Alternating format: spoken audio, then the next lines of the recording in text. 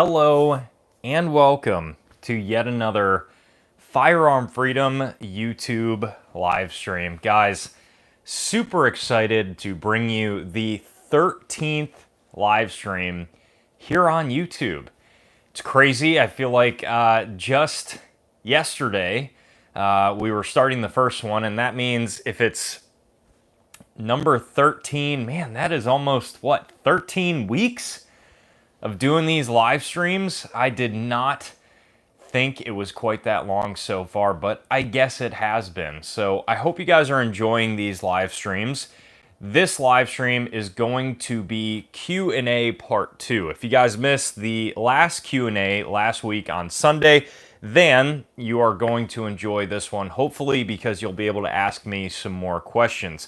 If you guys didn't see the last one, basically what we did this Q&A about was really anything. So anything that you wanted to ask questions about, I am going to answer. We did start it kind of based off of industry questions and gun shop questions and what's going on in the world and everything like that. But how these Q&As go is if you would like to ask me something totally different, anything else about the channel, whatever else, you can go ahead and ask me them on these Q&As. Last week's Q&A went incredibly well. We went right to the hour mark, and you guys seemed to really enjoy it. So I wanted to pull it into a part 2 version this week. Now, with that being said, if there are not as many folks that are interested in this week's Q&A and it doesn't go as long because there's not as many questions asked, that is perfectly fine as well. I'm sure I will throw in quite a bit of rambling, but with these Q&As, they can either go a little bit long or a little bit short. It all depends on you guys and how many questions you ask. For those of you watching this after the fact, when it is no longer live, just be aware that, as always, we start these live streams at around that 5 to 10 minute mark while I'm letting everybody get in and letting the folks that are going to see this live actually see it live.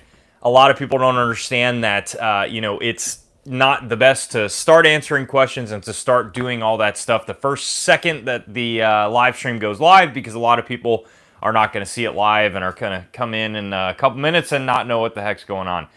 KC, what is up? I held off the range trip for the live stream. I will go after. KC, thank you so much, man. I really appreciate that. I hope everybody else is doing well, having a fun weekend, and getting some time to hang out with the families. I almost missed this live stream because me and Mrs. Freedom were watching a scary movie, ate a massive sub from Jersey Mike's, and passed out for about 2 hours. Didn't expect to do that, but sometimes it just happens like that, you know what I mean? And I woke up and it was almost time for this live stream, and I'm like, oh man, we gotta go and we gotta nail this thing together. So that's just sometimes how Sundays go. That's sometimes how Sundays go. But to give you guys a little bit of an update while we're still letting folks get in before we start answering the questions. By the way, if you have any questions that you want to get answered, make sure you're typing those up now. Don't be afraid to shoot them in the live chat here, and I will answer them as time goes on. As far as an industry update, and if I have found any more information out, you guys know I try to keep you updated with this stuff as often as possible.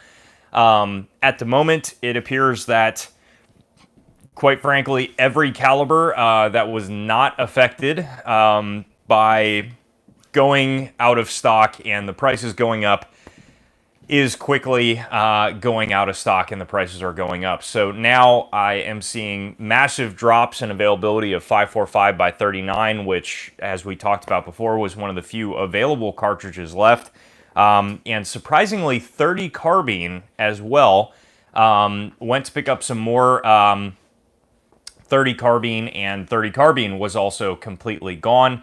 It appears now that kind of the total situation with ammo is that there is not a single caliber left that seems to be somewhat shootable. As far as talking to reps and different things like that, we are not seeing too good of information when it comes to 9mm. That seems to be very troubling moving on here, getting closer to the election. We are seeing massive shortages with 9mm when it comes to talking to the reps.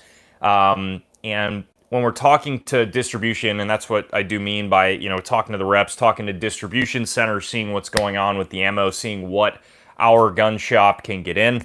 When it comes down to it, it appears like a lot of the manufacturing process is actually going balls to the wall when it comes to 223 and 5.56.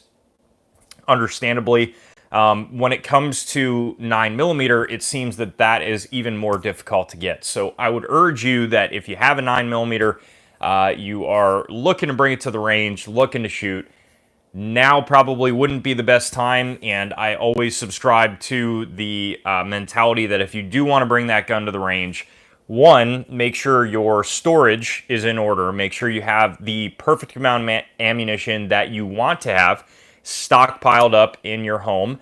And if that's the case, then go out, try to find another box of ammo. And if you can find that box of ammo, that's your range trip. That's your range trip ammo. If you can't find that ammo, then you're probably just not going to the range, or you shouldn't go to the range. Talked to a lot of people this past week, came into the gun shop, and they're like, "Hey, just came back from the range trip today. It was awesome, great range day.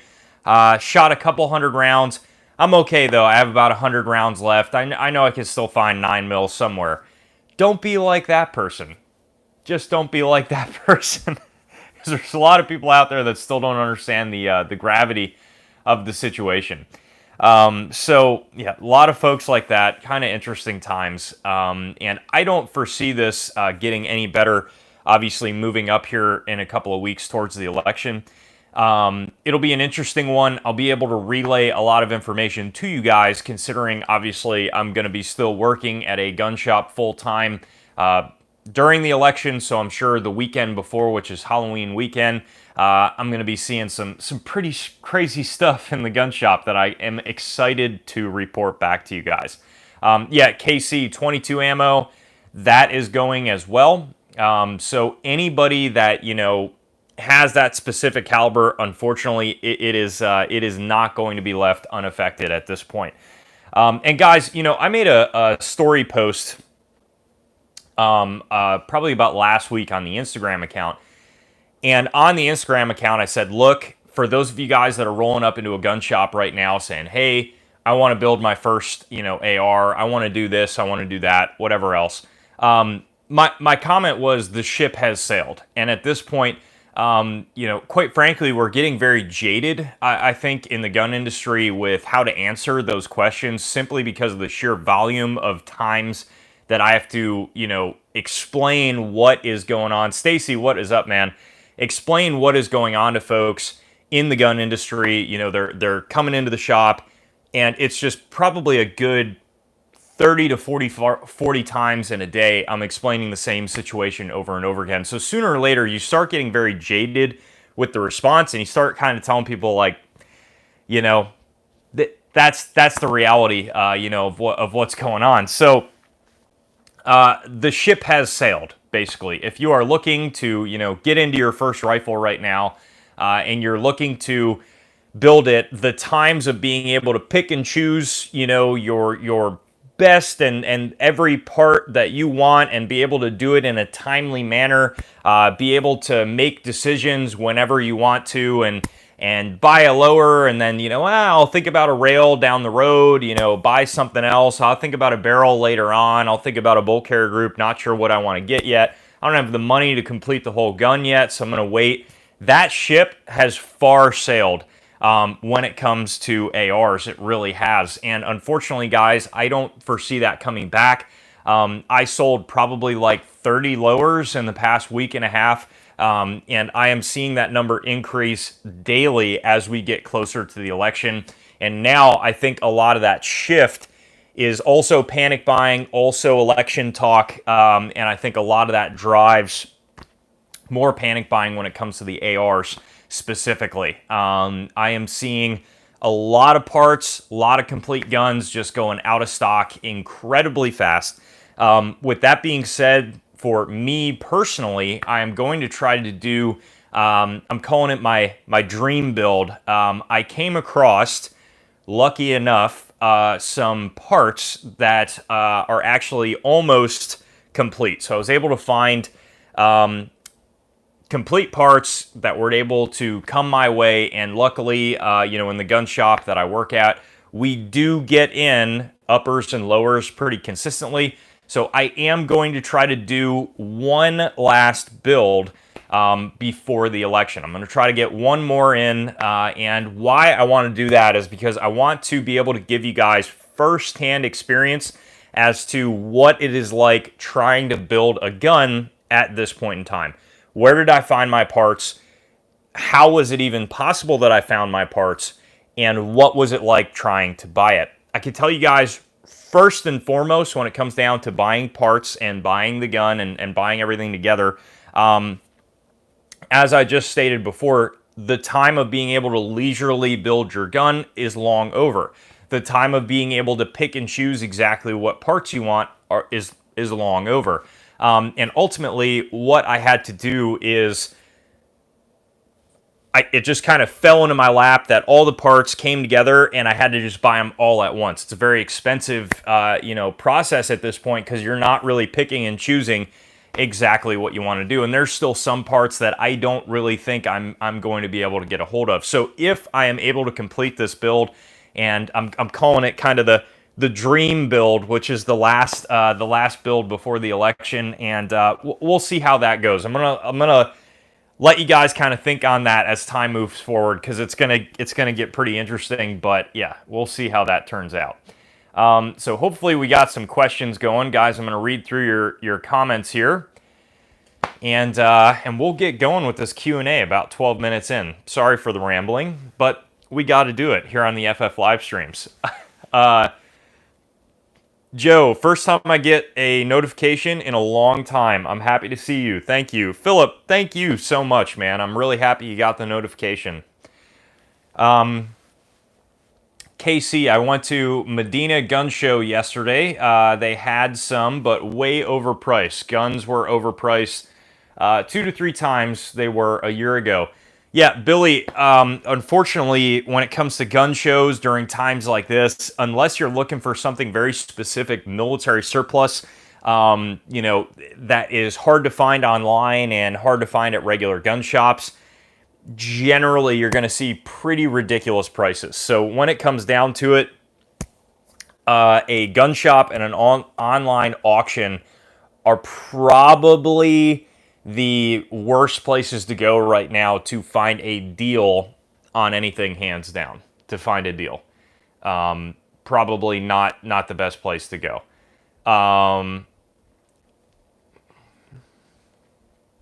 That's what I thought. The supply chain seems to be the biggest issue.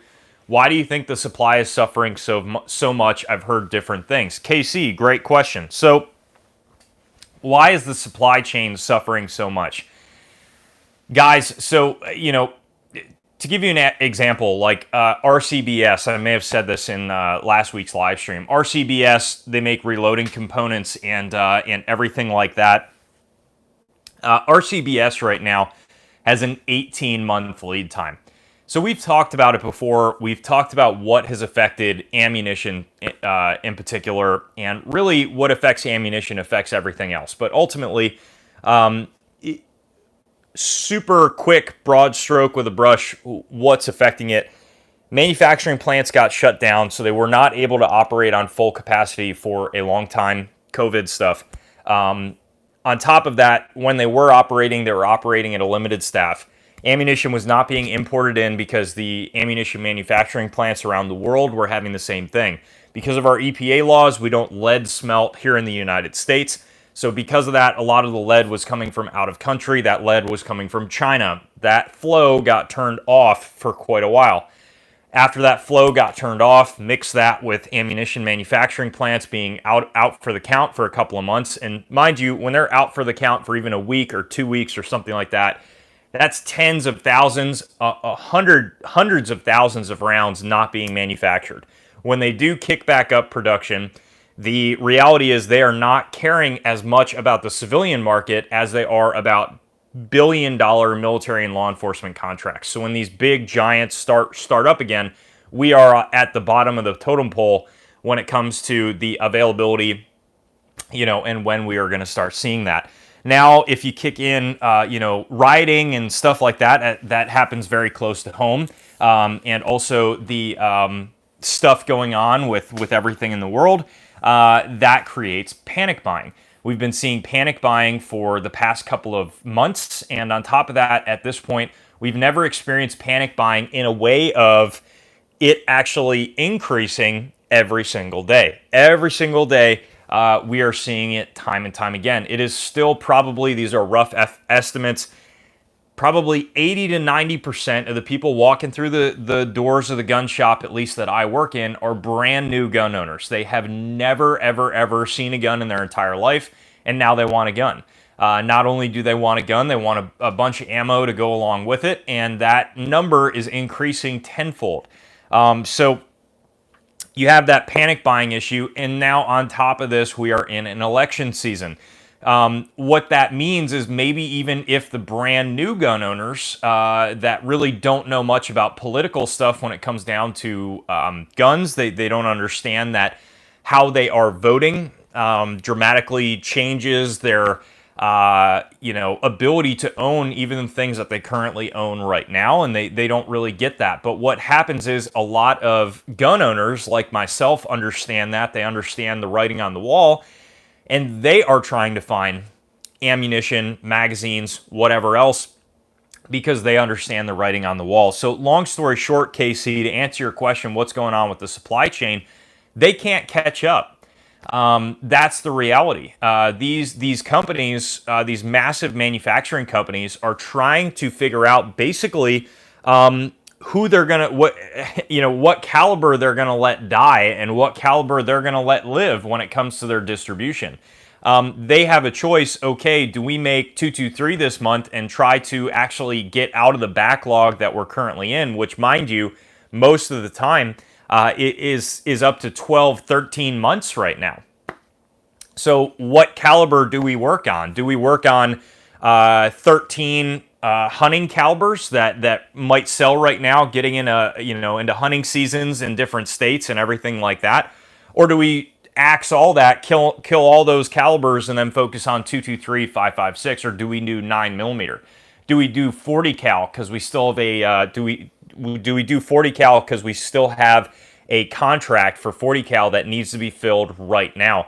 And these are the decisions that I think a lot of manufacturers are having to make. And I think we are going to feel the wrath of that for a very long time. What a lot of people don't realize is they're assuming, okay, if Trump gets in November, we're good to go. All of the issues that we're seeing when it comes to supply and demand and everything will go immediately down.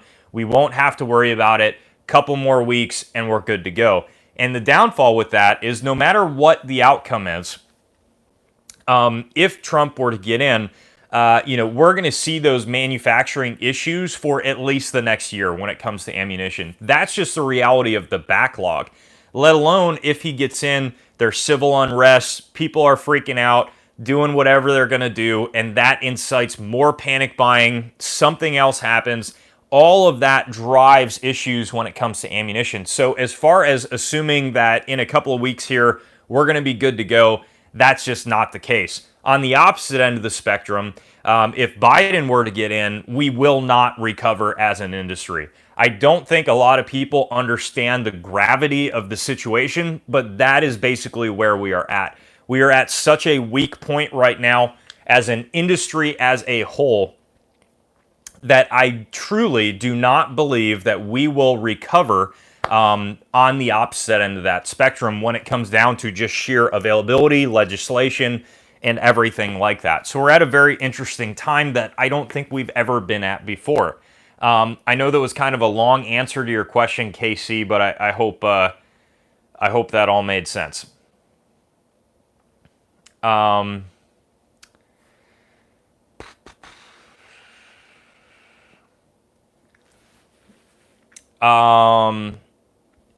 Billy, yeah, way out. One guy had 9mm for $300 for 150. Reman at that. Yeah, incredibly high prices. Incredibly high prices. Stacy, you know I always appreciate your support, man. Yeah, I think leaving 9mm guns at home at this point when it comes to what you want to bring to the range is probably a wise choice, but quite frankly, there's nothing left that's not going to be affected. Fear no evil. Can you throw hands if you got disarmed? I don't know if that's a question for me personally, or like just as a whole. As a whole, I think everybody should absolutely have the basic hand-to-hand skills to at least try to defend yourself with just hands, legs, whatever, and to at least have the ability to fight. I think a lot of people out there in the gun community, a lot of people out there in the preparedness world, they focus quite a bit on how fast they are, how fast they can get their gun on target, how fast they can transition, how fast they can run from point A to point B. A lot of people, when it comes down to it, maybe they're overweight and they don't have the physical ability to continue on a fight for a long period of time. Or maybe they are underweight. Maybe they're a little bit too underweight and don't have the strength to fight off an aggressor or the skills to fight off an aggressor. And I think that needs to be focused on more. When it comes to me personally, before I got into competitive powerlifting and competitive bodybuilding, I did have a small, short little time doing boxing.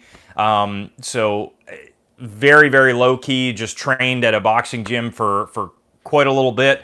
And I took those skills, morphed it with the boxing, with the bodybuilding and powerlifting training, and actually moved it into a cardio day during my workout week. So at this point, I actually do still one day of basically core and fight training, I call it. And I try to focus on those skills and I try to bring up my endurance when it comes down to fighting. I try to perfect my hits, my punches, try to work on kicks, different things like that. Is it a be-all, end-all? No, absolutely not. I am nowhere near an expert. Do I know how to punch properly? Yes, absolutely. But there's many other things when it comes down to a fight in a situation that I definitely need to expand on. So I don't know if that answered your question. I don't even know if that was the one you were really looking to have me answer, or just a comment or whatever else. But yeah, I think a lot more people need to understand how to fight. I don't think a lot of people realize that a confrontation is generally a fight. A confrontation is a fight for your life. I don't think a lot of people realize how hands-on a confrontation can really be, whether you're fighting now for the gun that you presented, whether you are going hands-on because your gun malfunctioned, whether somebody has a knife, something else. I think these are all things that a lot of people don't really think about, and when it comes down to it, you got to try to expand on the best way that you can. All right, let's move down the list here. Griff, which is better, Colt pattern or Glock pattern 9mm AR build? Oh man, that's gonna be a tough one to answer. So personally with me, I love the retro look of Colt stick bags in an AR lower. I personally think they look just mint with the straight stick mag. With that being said, I think parts and availability are probably a lot easier to find for a Glock-drived gun. So if you're looking for like a replacement bolt, different things like that, I think you're going to have a lot of an easier time finding it for the Glock build. So I think that's a personal preference. For me, look-wise, I really love the look of those Colt mags. So because of that, I personally think that if I had to choose one or the other, I would do a Colt mag build. With that being said, mags, parts for the build and everything like that are harder to find. So ultimately, I think it's Kind of a tough question to answer, but it all comes down to your personal preference. Love these Q&A guys. Q&As, guys. I think they are always pretty fun. Stacy, if Biden gets elected, do you expect parts companies just to stop producing builder parts? That's a tough question to answer. Well, I can say that if they no, I don't think they will until legislation were to get passed. Simply because the amount of order requests and everything like that, I would imagine, are going to go absolutely through the roof. You know, I don't foresee them stopping manufacturing of anything unless legislation were to go through, because ultimately, you know, they might as well just close the doors to their business right then and there. You know, moving forward, you know, I'm going to tread easy here because we're on YouTube, and these live streams they definitely don't like when they get super spicy. But I think I'll leave it at this. I think ultimately there's going to be a lot of tough decisions to make on everybody's part, whether it comes down to just owning a firearm or being a manufacturer or just being a citizen of the United States. I think there's going to be a lot of tough decisions moving forward. Not just with this election. With this election, there are a ridiculous amount of decisions. I just mean moving forward, even 4 years later after this election. I think every 4 years, we are constantly being met with losing miles and only gaining back an inch or gaining back nothing when it comes to firearms. And I don't foresee that getting better 4 years from now or 8 years from now or everything like that. And I think ultimately a lot of us are going to have a decision to make, ultimately. And a lot of manufacturers are going to have a decision to make. And that's about all I'll say when it comes to being on YouTube right now, right here.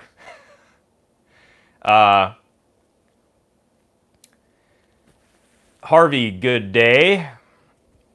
I figured by now or before the shutdown, it will be somewhat flowing pretty good. Philip, yeah, unfortunately, it is still not flowing too good when it comes to ammo, if that's what you meant. I don't know if that was the question. Neil, good evening from the UK again. Neil, you were in last week's live stream. Thank you so much for tuning in again, man. I hope all this calms down by the time I get to the US next year.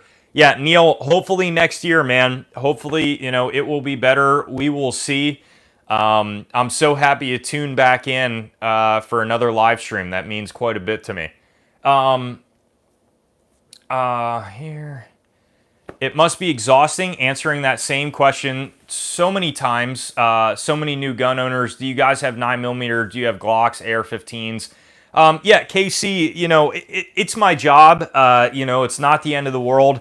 Like I said, I think the downfall is I can't help but to be starting to be, you know, jaded about it when I answer the question, when so many people come in and they still just don't really understand what's going on. I mean, you know, I'm still having a lot of people that come into my shop daily, not my shop, the shop that I work at, but they come into the shop that I work at daily and they're like, you know, oh, did you guys just have a sale? Did you guys just get hit hard on guns and ammo? What's going on today?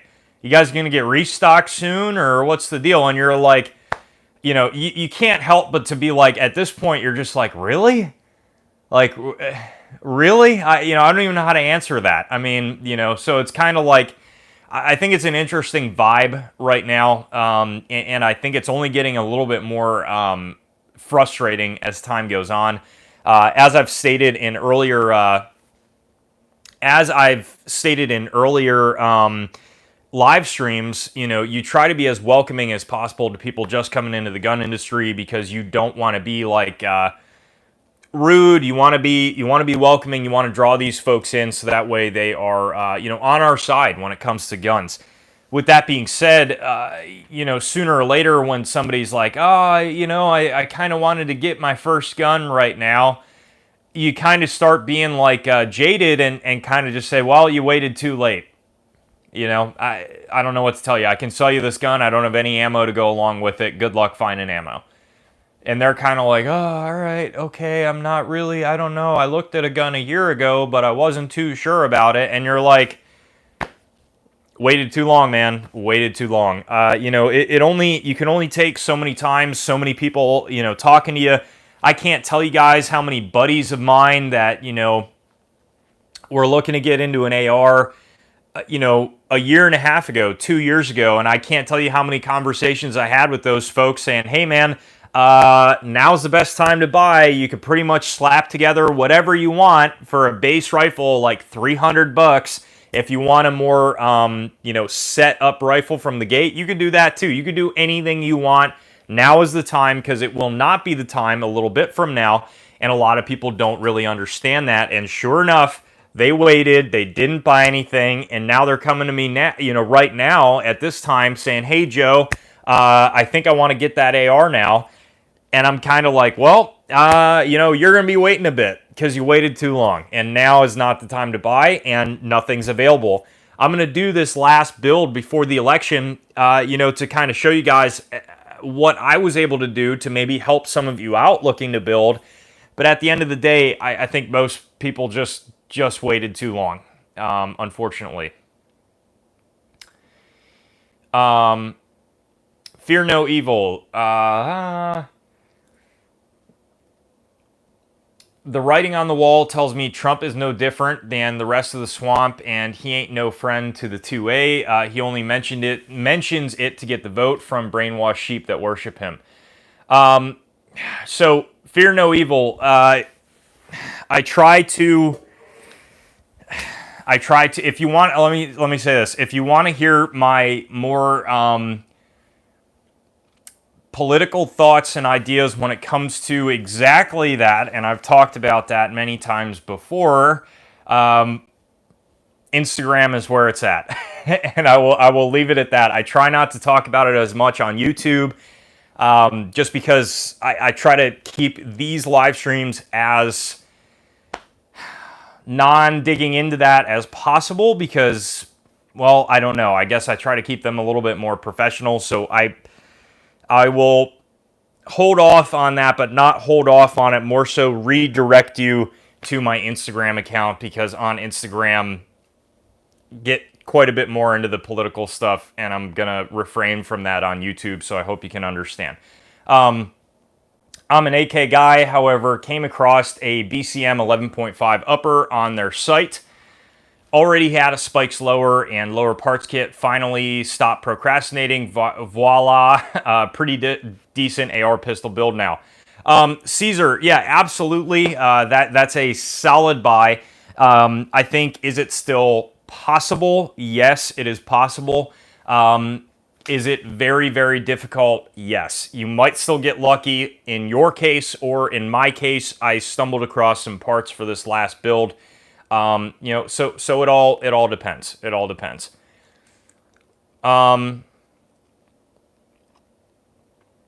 Oops, why did I lose my scroll feature? There we go. Got it back.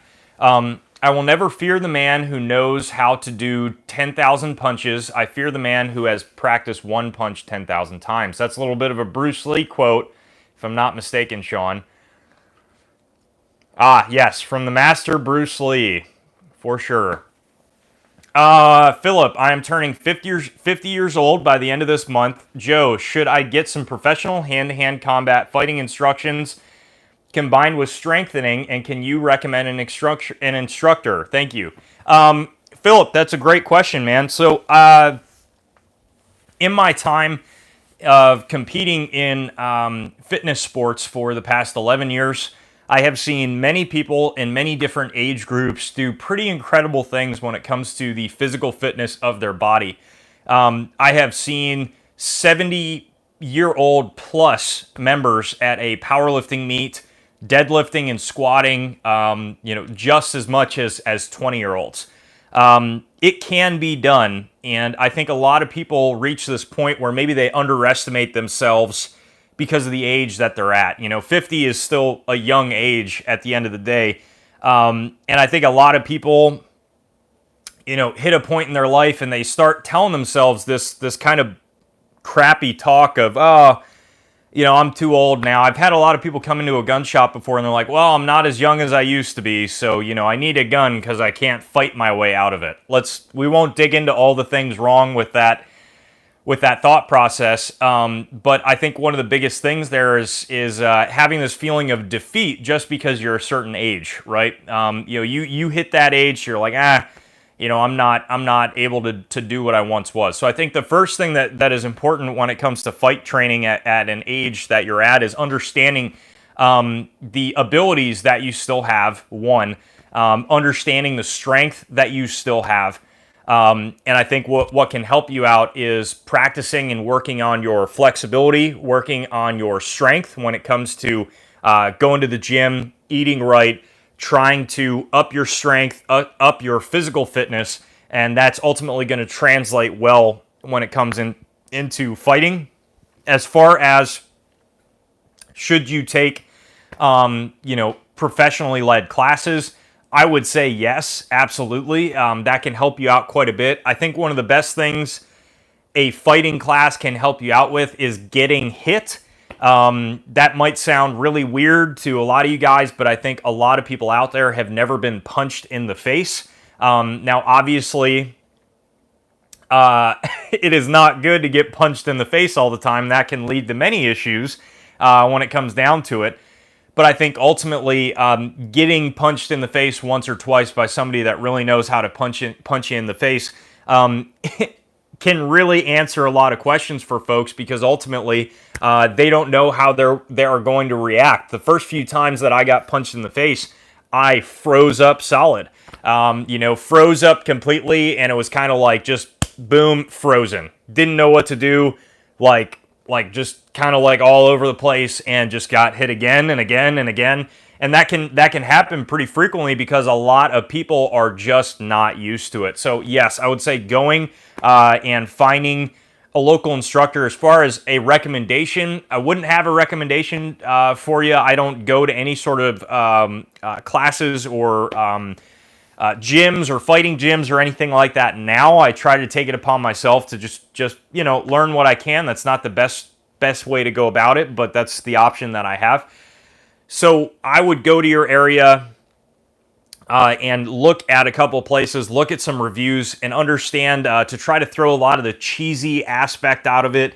A lot of fighting gyms, the owners of the gyms are real cheesy. They try to teach really cheesy, stupid stuff that's not, accurate. It's very tactical, but at the same time, it's not.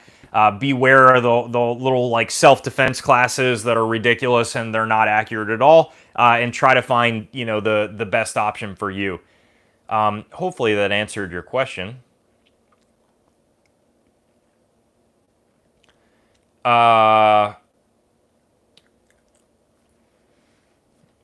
I'm sure some larger parts companies supply LEO and possibly military. KC, you're absolutely right. Yes, for sure. No problem, Stacy. Neil, really enjoyed last week, so I'm back again. Thank you for spending the time doing these, sir. No problem at all, Neil. I absolutely love it. Did you have a sale? Yeah, KC, that's no exaggeration, man. Like, people still come in and they're like, did you have a sale? Like, what's going on? Where's all the ammo? Where's all the guns? What's happening? I don't know. I've never came out of my house in the past week, and I don't know what's going on. Like, I mean, at some point, you're like, well, don't know what to tell you, buddy. I don't know. Waited a bit too long. Have a good day. Like, Jesus.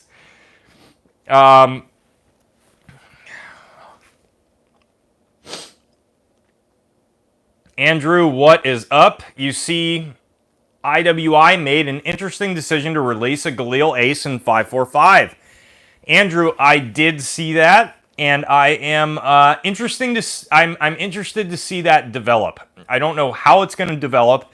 That may, with the introduction of Palmetto State, bringing in their 74 variation, and IWI bringing out a 545.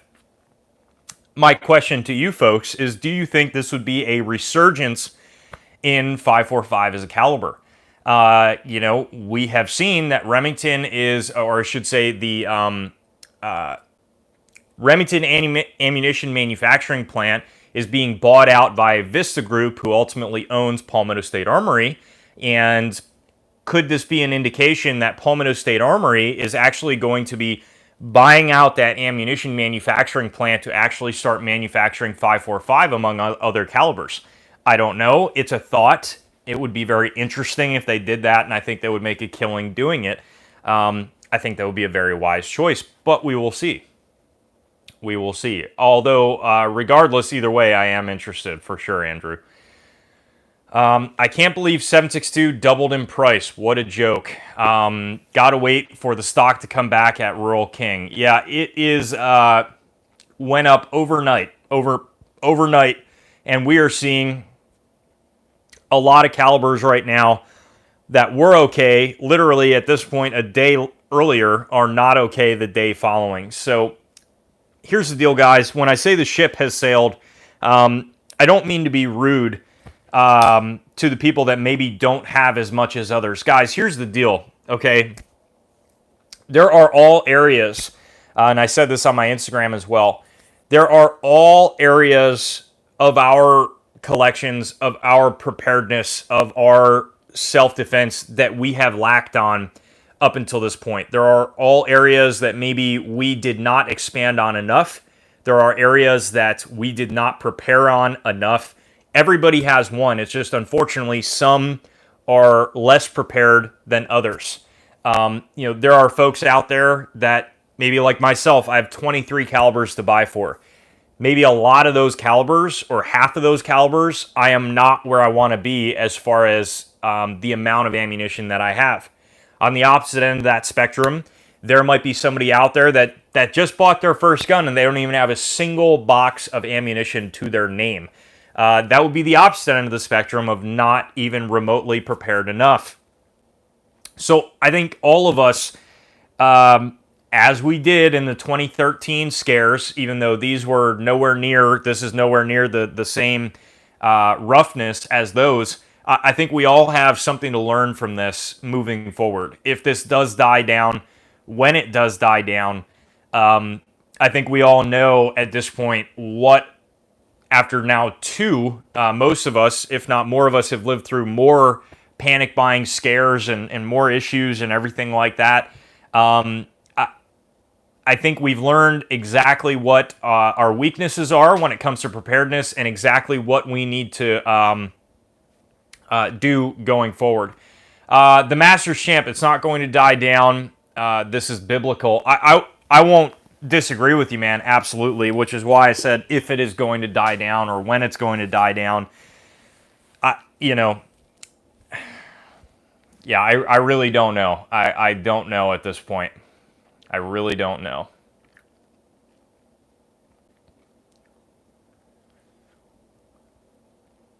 KC, I'm considering a BCM Ambi charging handle, or possibly a Raptor. Anyone think charging handles are not worth upgrading, or a nice upgrade? KC, I would say they're a very nice upgrade, personally.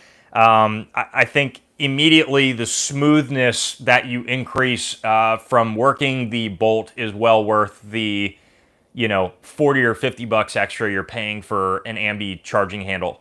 You know, a standard mil-spec charging handle, you know, and standard mil-spec charging handle is maybe like 30 bucks, 40 bucks. BCM is like 50, you know, or 70 if you get the Ambi. So I think they're worth it. I think they're worth the money, and I think they do give you a much smoother purchase on the gun overall. So that would be what I would say there.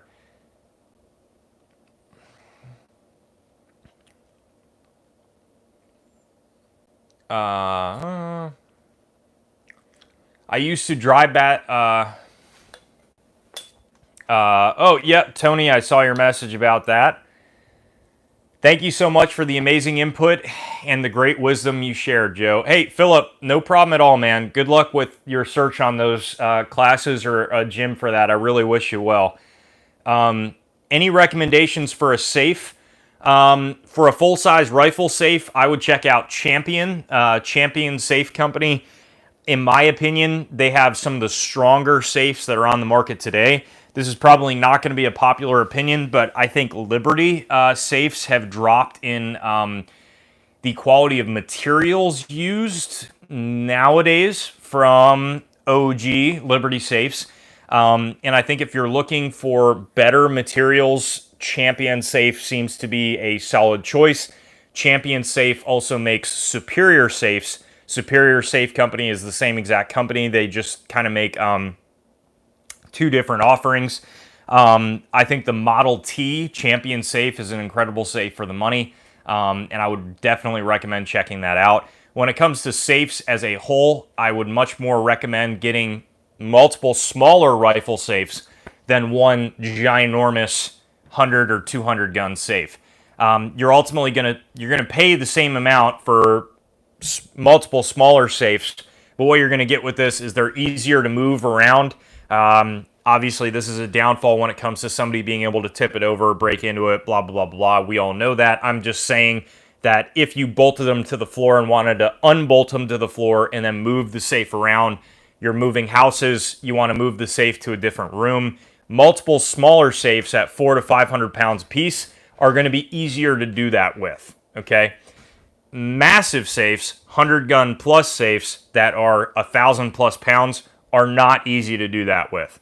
Wherever they're sitting, wherever they were delivered, they're generally going to stay. And I think that's a downfall when it comes to a massive safe. Also, when you're moving out of your house, if you want to change where the safe is, these are all things that just get very annoying. Two smaller gun safes, 4 smaller gun safes are going to take up about the same room, but they're way easier to move around the house.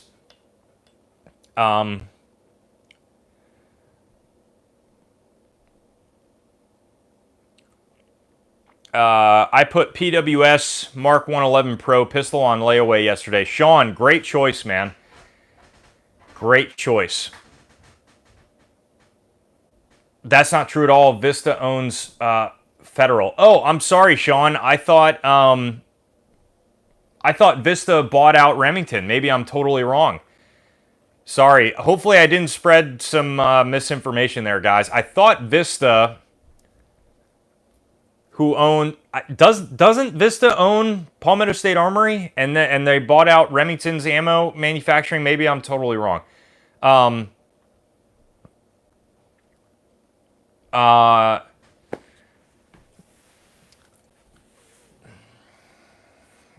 Stacy, what do you think about Mike Glover's American contingency effort? I didn't see much on his, so I've followed some of Mike Glover's stuff in the past. I didn't see much on the American contingency effort enough to make a comment on it. So I'm not going to make a comment on it. You know, I don't know. I have no idea. Mike Glover is ex-CIA. Yeah, I don't, to be honest with you, I don't, I'm not sure too much information on it. Here is how the Remington Freedom Group sale worked out. Vista Federal bought Remington ammo. Palmetto State Armory bought DPMS, AAC, H&R, Storm Lake, and Parker Brothers. Gotcha, Sean.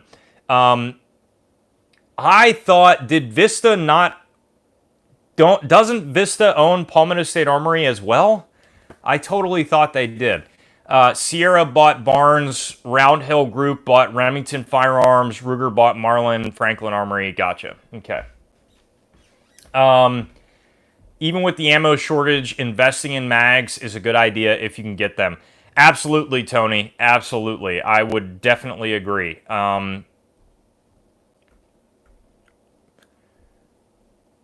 Were you even old enough to buy guns in the 2013 scares? Yeah, Andrew, so fun fact, I turned 18 during the 2013 scares, and that was my first go at buying some guns, which was rather interesting.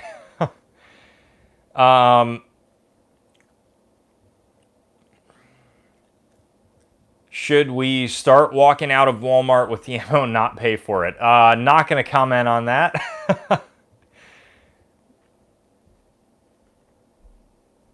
I built a Jeg Group owns PSA or something like that. Sean, I could have sworn that on Vista's list of companies that they own, Palmetto State was one of them. I could have sworn that.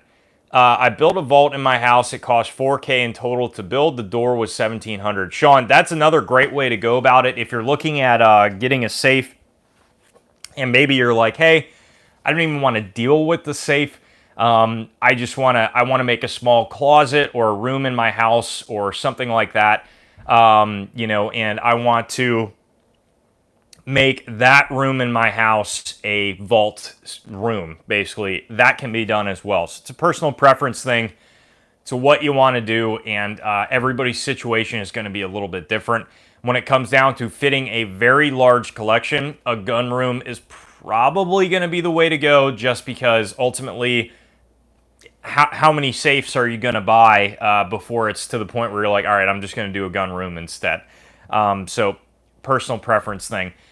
Tony, you made a great comment about buying mags right now. So at this point in time,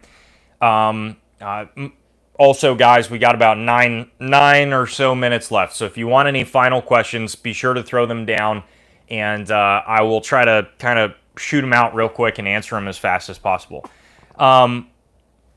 So when it comes to buying magazines right now, you are still seeing, at least in my case, magazines available in gun shops for the most part. I'm not seeing major issues when it comes to PMags. I'm not seeing major issues when it comes to pistol mags. Not seeing issues when it comes to AR-10 mags or AK mags. I'm seeing them pretty much readily available across the board. Here's what I recommend to everybody. You need to have, at bare minimum, 7 mags per class of gun that you own. So if you own ARs, I would at least have 7 good, high-quality AR-15 mags or a battle loadout of mags. That's a good base to have. If you have an AK, 7 AK mags as well. If you have an AR-10, 7 AR-10 mags as well. You know, whatever you got an Uzi, you have an MP5, you have a Glock, you have a VP9, you have other options. Each gun should have a bare minimum of 7 mags. If you do not have 7 mags and you're looking through your collection right now and you're like, man, for instance, prime example in my case, I was looking through my mag bins on all my different, guns that take different mags, and I was inventorying them. It's a good idea to inventory your stuff, figure out exactly, what you have. And I saw that my M1 carbine has one 15-round mag in its bin. And I'm like, man, that's not good at all. Getting closer to this election here and not knowing what the hell is going to go on with inventory of magazines. So I decided to buy 6 mags that night. I'm like, yep, 6 mags, here we go. Found them, in stock, got them, bought them. I would recommend you do the same. Look through your collection, figure out what you have a limited amount of mags for, what you have more than enough mags for, and go from there. This is very important. It's a good idea to do this. Somebody asked, Prototype asked why 7. So typically speaking, 7, and I've never been in the service, but this is always what, I've heard from buddies and stuff like that, so take this for what you will. But typically, 7 magazines is a battle loadout when it comes to what you would go out with on your kit. So whether it's on a battle belt and on your carrier or different things like that, including the magazine in your gun, you're generally having 7 rifle mags. We're talking 5.56. If you're talking 308, then that number is completely different. But I decided to kind of take that as a baseline for just the amount of mags to have. So I just say 7, all right, good, got a battle loadout for each gun, cool. Do you want to make that 5?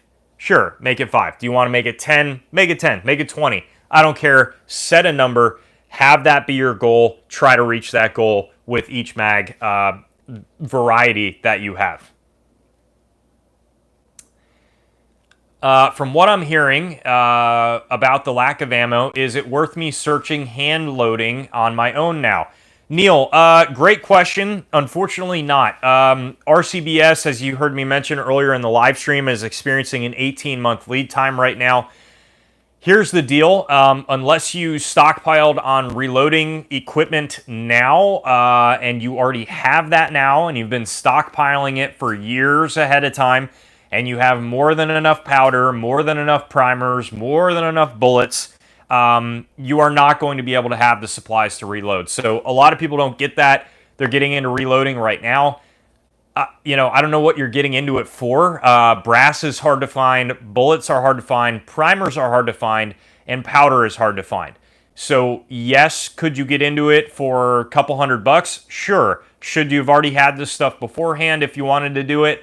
Yeah. Are you going to be able to find the components? Probably not. So at this point, it would almost be worth it just trying to track down ammo regardless and continue to do that rather than track down reloading supplies on top of that.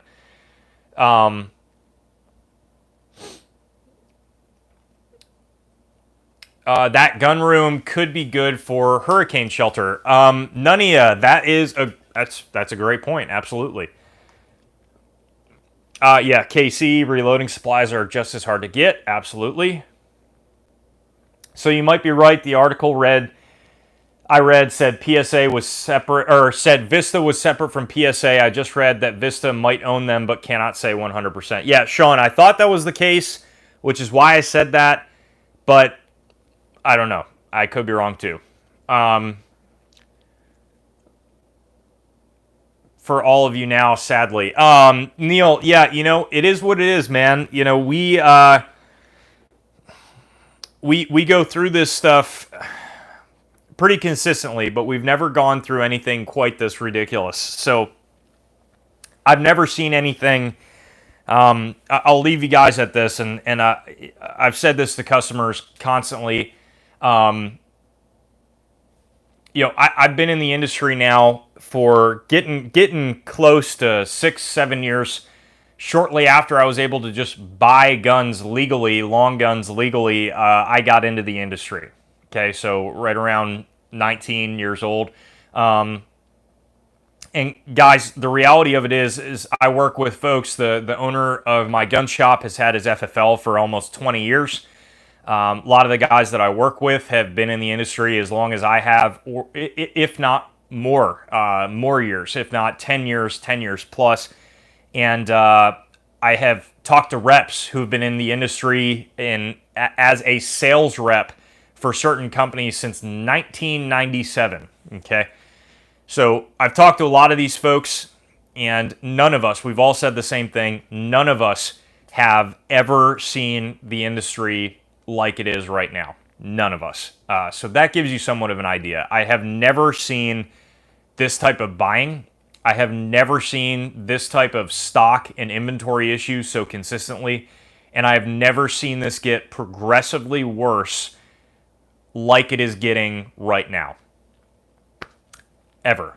2013 paled in comparison. Sandy Hook times paled in comparison. Obama times paled in comparison. None of this, I have guys even saying the 1994 assault weapons ban times paled in comparison to the sheer number and volume we are selling at this point. It's to the point that I will refill our handgun case with handguns. We will get in a shipment of maybe 15, 20 guns. And whatever we got in, all of that is gone in 24 to 48 hours. I mean, just gone. Immediately gone.